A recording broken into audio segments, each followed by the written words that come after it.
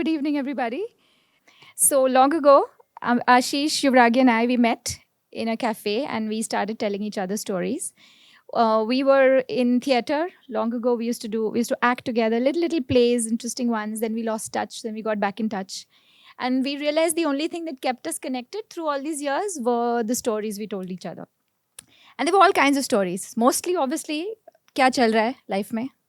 तो फिर some of them sad, some of them funny, some of them usually ranting about the world around us. Then coming back and trying to be philosophical just to feel better. No, we don't rant, we philosophize. But eventually we realized, yes, this is beautiful because every time we went back with a little piece of each other's stories, which took us through the other days that we went through. We would probably be faced with the same issue that he was facing and I was facing, and then we brought in what he applied into my life, and he used my tactics into his, and new stories were formed. So it's a little bit like the Mandelbrot set. Okay, I went into design from here. So so what is the Mandelbrot set? So that is how the world works. So chaos that we think the chaos hai, actually chaos nahi hai. Everything is it follows a certain pattern. Even chaos has a pattern, and it's just mind-blowing if you look at what the Mandelbrot set is all about. The more you zoom into anything, it's all the exact same patterns, it's all the exact same formats, but when looked at from a distance, it looks like chaos. So as we were discussing all that, we brought in Yuvragi, and Yuvragi told us her stories, and we were just blown away. And we realized that when we were talking to each other, हमने किसी ने एक phone नहीं देखा था. Normally phone देखते, बार-बार phone देखते हैं. And we got to the stage जहाँ पे, and Yuvragi ने बड़ी लंबी कहानी बताई थी. मतलब it was too long, if you recall. But we didn't look at our phones. And that is what gave us the idea कि, you know what, let's put together a group of people who want to listen to stories and take something away from those stories and create their own stories. Because what are stories?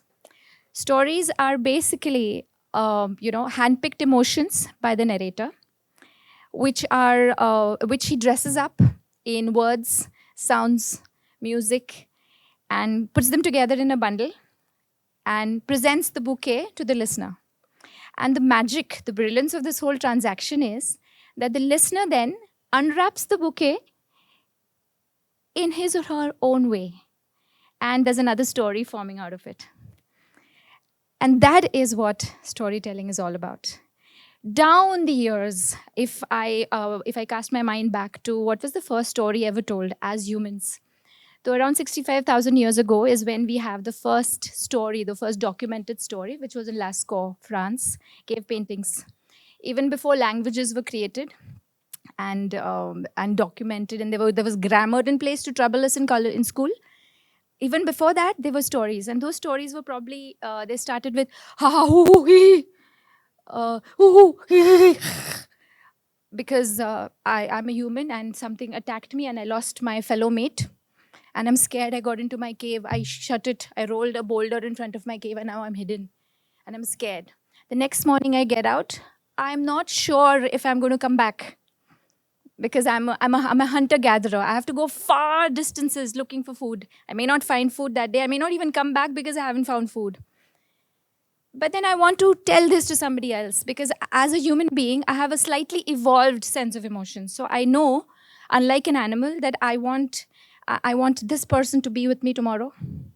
Then I've procreated, which we all naturally do, animals also. Now I want this thing that has come out of me to live and not get eaten by that thing. So I want to tell stories, but I don't have language. I may gesticulate, I may use gestures, but how do I leave this as a story? Because I don't know if I'm coming back. So I leave the stories in the form of a sketch on a cave wall. And that was the first carbon dated. This is how I visualize the story, of course. I mean, nobody has left this for us, no audio note left. But this is what they probably did, and they left the story there. So most of the depictions are depictions of hunting. And most of these cave paintings, the animals are large, they're super large, and humans are stick figures. Because back then, we were not at the top of the food chain. We were at the bottom of it. Or maybe in the middle, if not bottom. Like as in how we moved forward. So that was the hunter-gatherer society. We moved forward, we became agrarian. agrarian societies, हम लोग settle होने लग गए. We discovered, oh my God, we can control growth of plants. We can farm. चिपक चिपक के रहने लग गए. बहुत सारे लोग एक जगह पे. So now I have traveled close to 30,000, 40,000, 50,000 years, because documented is just around 10,000 documented stories and about various scriptures. Ancient Greece, ancient Rome, Indus Valley is around 5,000 years ago, which is supposed to be the oldest, but we haven't found too much yet. But हम इतने आगे आ गए. Today we are standing in the day and age जहाँ पे हम लोग इन्हीं सारे emotions को scientifically break up करते हैं.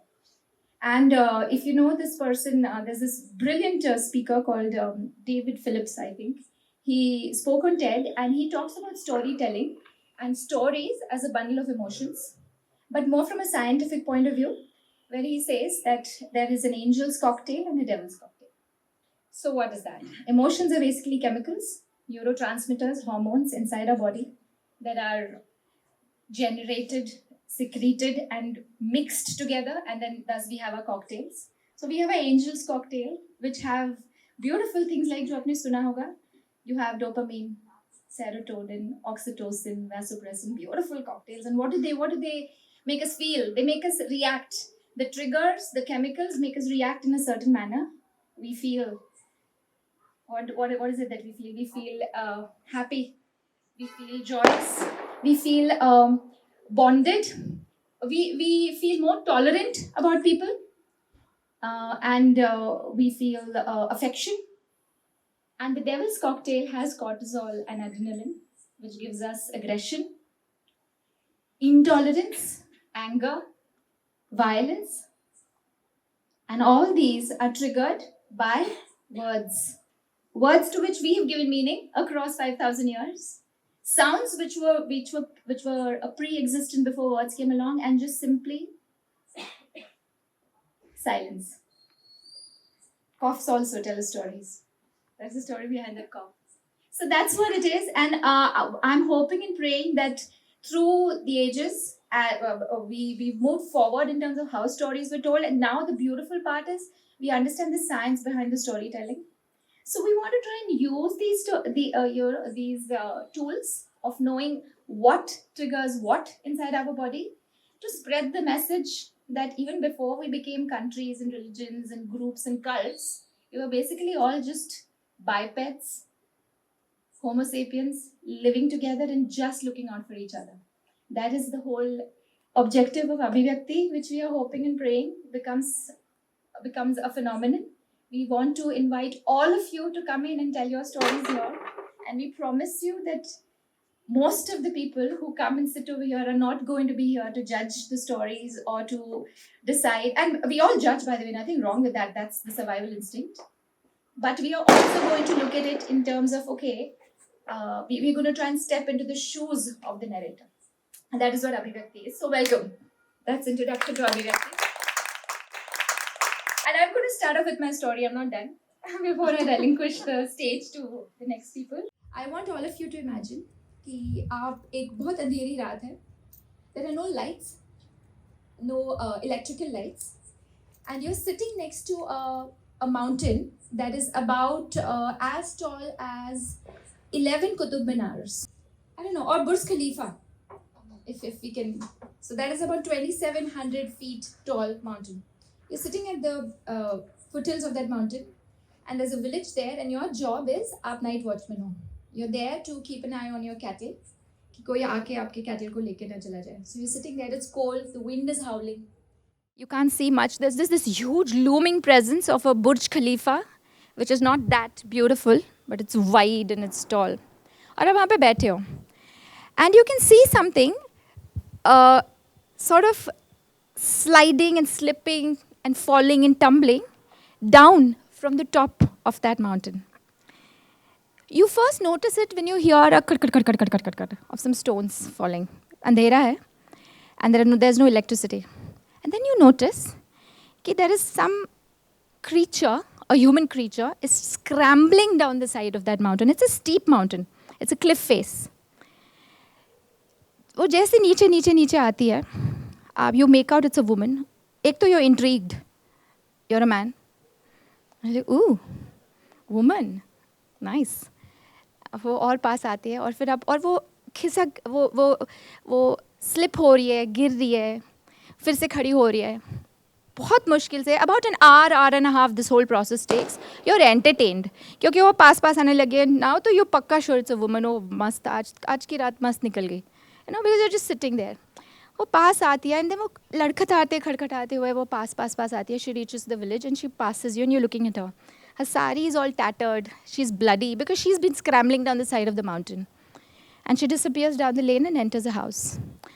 I want all of you to think, what do you think the story is behind this woman? Anybody? Over to you. She's a milk woman in Shivaji. Okay, hold it. If you know the story, don't tell it. But if you don't know the story, what do you think is happening? You're the watchman watching her. क्या हो रहा है? कौन है ये? क्यों ये सब क्या हो रहा है? वो क्यों नीचे आ रही है from this cliff face? Give me wildest ideas. Come on. Yes. She just wanted to. She just wanted to. She just wanted to. Oh, in the pitch dark. Yeah. Okay. No, all she right. didn't know it was gonna get dark. Okay. All right. But she's bloody and she's troubled. It was a mistake. Okay. Running back to her children, there was something that was urgent, that Okay. needed attention. Okay. That's another mother there, by the way. Okay. Anything else? Any of the boys, Ankur? What do you think? She got lost in the forest and maybe that's why, you know, इसीलिए वो थोड़ा bloody है. बिल्कुल हो सकता है. No other. Probably somebody pushed her. Ooh, yeah, she could be pushed. और फिर मैं इसलिए रिपीट कर रही हूँ बाय द वे क्योंकि मैं माइक नहीं दे पा रही हूँ. Beautiful. And she fell by just accident. Accidentally, And then yeah. she's trying to survive, holding onto the mountain and then crawling down and then somehow reaching a place safe. बिल्कुल. हाँ. Beautiful. Yes, ये भी हो सकता है. Anything here? Maybe she's captured on the hilltop or something. She's Survived. Yes. captured. Ooh, so she's escaping. Oh yes, that's quite possible. Perhaps she was stuck up there and then she finally found a way down. Fantastic. Yes.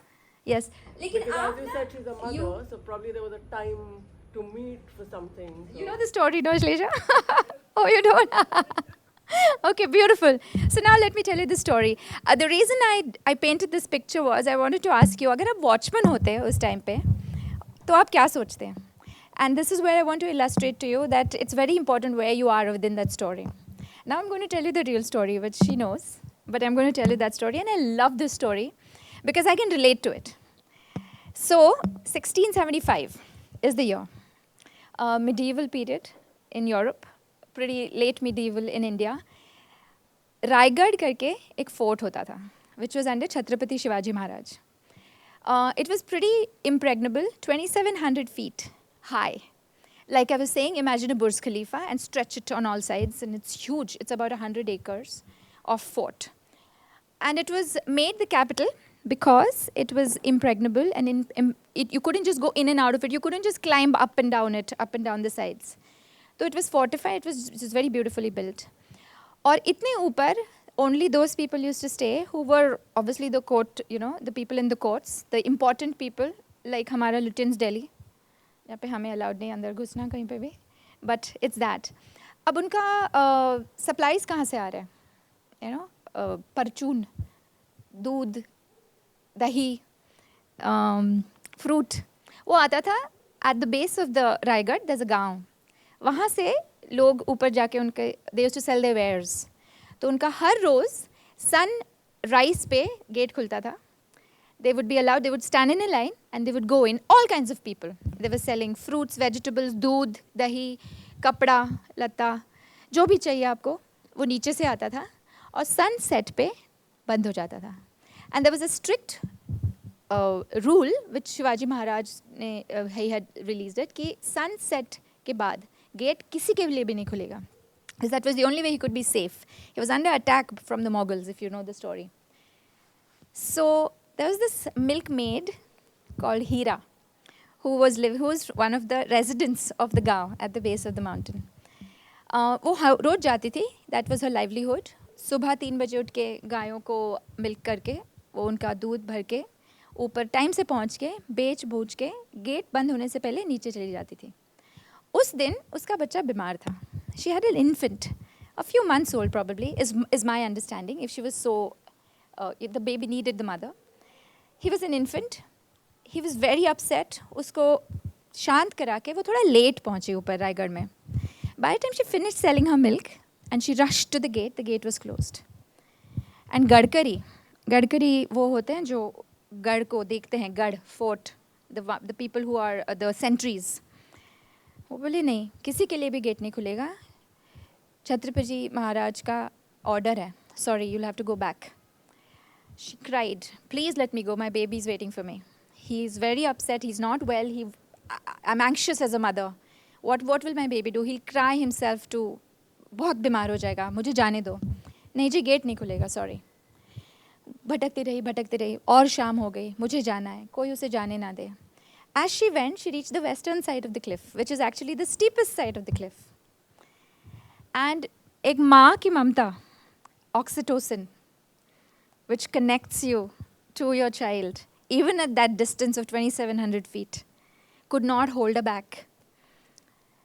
She was like, I'm going to have to, she didn't think, मैं गिरूंगी, मैं मर सकती हूँ.